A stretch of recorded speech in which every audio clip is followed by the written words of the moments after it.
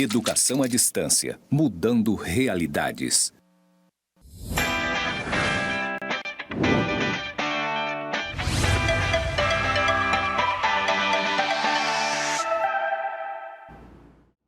Olá, tudo bem? Eu sou a professora Fernanda Amaral e vamos dar continuidade à nossa disciplina de Administração Financeira e Orçamentário do curso de Gestão Pública.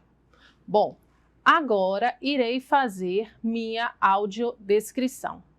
Bom, estou aqui no estúdio do IFRO Campus Porto Velho, Zona Norte. Ao fundo tem uma parede branca com as palavras EAD mudando realidades. Bom, eu sou uma mulher morena, de cabelo na altura dos ombros, estou usando óculos, um blazer preto e uma camisa marrom claro. Estou usando uma calça preta. Do lado direito da sua tela tem a intérprete de Libras. Bom, o sinal que me identifica na comunidade surda é este. Agora, vamos dar continuidade às nossas aulas e vamos para a nossa web aula de número 3.1. E o que nós vamos estudar na web aula 3.1? A gente vai estudar as leis, os instrumentos regulatórios do orçamento público brasileiro, utilizados atualmente. Então, quais são as normas sobre orçamento público que nós temos hoje? Então, nós já falamos desde o início de algumas, mas vamos reforçar aqui. 4.320/64, a nossa Constituição Federal de 88, Lei de Responsabilidade Fiscal, que é a Lei 101 de 2000, e o Manual de Contabilidade aplicada ao setor público, que é chamado de MCASP. Esse manual, ele é sempre alterado. Então, sempre no final do ano tem algumas alterações nesse manual para atender às normas internacionais de convergência da contabilidade aplicada ao setor público. Bom, vamos falar um pouquinho agora da Lei 4.320 de 64. O que ela traz? Ela instituiu normas de direito financeiro sobre a elaboração, controle do orçamento e balanços para quais entes federados? Então, para a União, para os estados, para o município e também para o Distrito Federal. Então, você precisa ter acesso a essa Lei 4.320 de 64 e dar uma lida, porque com a Constituição Federal, ela passou-se para ser considerada como uma lei complementar e ainda está vigente, tá ok? Bom, vamos falar um pouquinho dessa lei. Então, essa lei foi definida lá em 64 e em 88 ela ganhou o status de lei complementar e ela apresenta o quê? A discriminação da receita e da despesa.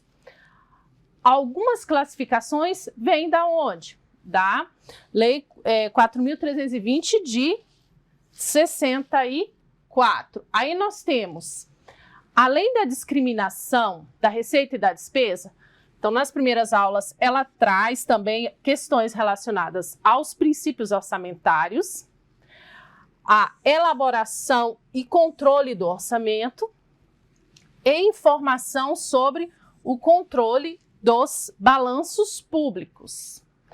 Traz informações sobre créditos adicionais, que é um tópico que nós vamos estudar na unidade 6.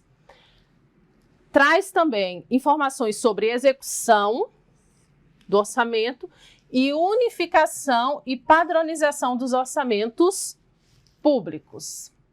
Bom, com a Constituição Federal de 88, então, como eu falei anteriormente nas outras aulas, antes existia somente a Lei Orçamentária Anual. Com a Constituição de 88 foi implantado o quê? O PPA e a LDO, que é o PPA, o Plano Plurianual, e a LDO, Lei de diretrizes orçamentárias. Então, a LOA, com a Constituição Federal de 88, a LOA pode receber emendas, certo? Desde que compatíveis com programas que foram previstos lá no PPA e metas e prioridades que foram selecionadas lá na LDO. Então, vamos lá. Encaminhou-se a lei orçamentária para o Legislativo. Chegou lá, alguns vereadores falaram, não, nós vamos fazer emenda. Só pode fazer emenda se tiver selecionado aquelas metas e prioridades da LDO e, em consequência, deve estar previsto também no PPA. Senão, não pode.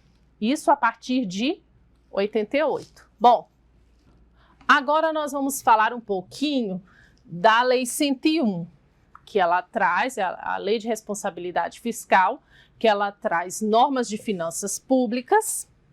Nelas se define metas e limites de quê? De receita e despesa. E as ações são planejadas com transparência.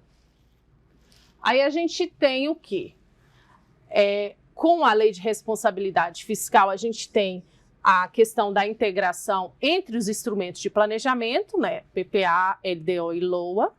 Maior responsabilidade dos governantes.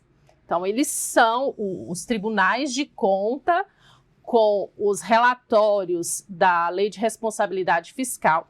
Acompanham de forma concomitante a execução do orçamento. Então, isso trouxe uma maior responsabilidade para os governantes e essa lei abrange os 3 poderes, que é o executivo, o legislativo e o judiciário. Qual é o objetivo da Lei de Responsabilidade Fiscal? Aprimorar os critérios de reconhecimento das despesas e das receitas orçamentárias. Aí nós temos também o que? Além da Lei de Responsabilidade Fiscal, nós temos o Manual de Contabilidade aplicado ao setor público, que vem ajudar essas outras 3 leis, que é a 4.320, a Lei de Responsabilidade Fiscal e partes da Constituição Federal que trata sobre orçamento público. Elaborou-se o Manual de Contabilidade aplicada ao setor público, que ele vai fazer o quê? Vai fazer o trabalho de trazer critérios para os entes federados sobre orçamento público, que o objetivo desse manual é fazer também o quê? A consolidação das contas públicas. E outra importância do manual de contabilidade é elaborar demonstrativos em consonância com os padrões e regras internacionais. Então, o manual de contabilidade aplicado ao setor público, a última alteração que ele sofreu que ocorreu nesse manual foi em 2021, onde foram incluídas algumas normas e foram realizadas algumas alterações que a gente vai ver na nossa próxima webaula 3.2, no que se refere à classificação das receitas. E tiveram outras alterações também. E essas alterações que ocorrem com os novos manuais que são elaborados, busca o quê? A convergência a padrões internacionais. Tá ok?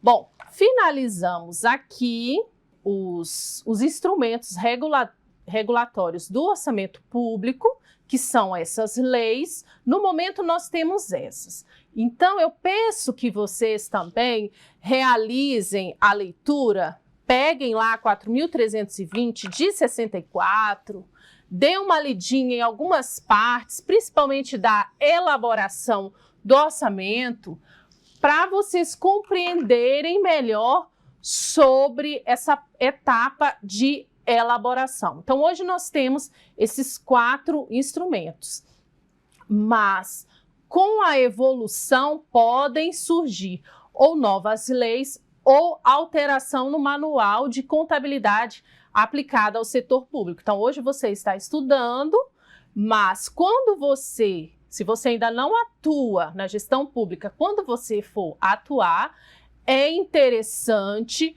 você acessar lá o site da STN, que é a Secretaria do Tesouro Nacional, e verificar lá na parte de contabilidade aplicada ao setor público se teve alterações, se tem um novo manual com alterações a serem seguidas. Inclusive, alguns livros que estão disponíveis lá na minha biblioteca, por causa dessa mudança sempre do manual, muitos livros no que se refere à classificação das receitas não estão atuais. Tá bom? Então, é interessante a gente ir na fonte primária da informação que está lá no site da Secretaria do Tesouro Nacional. É claro que o manual é enorme, mas você pode ir lá no sumário e na parte lá de classificação das receitas, das despesas, que é o que vai te auxiliar na elaboração do orçamento, você só faz a leitura daquelas páginas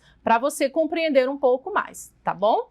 Bom, finalizamos aqui a nossa web aula 3.1 e até uma próxima oportunidade. Tchau, tchau.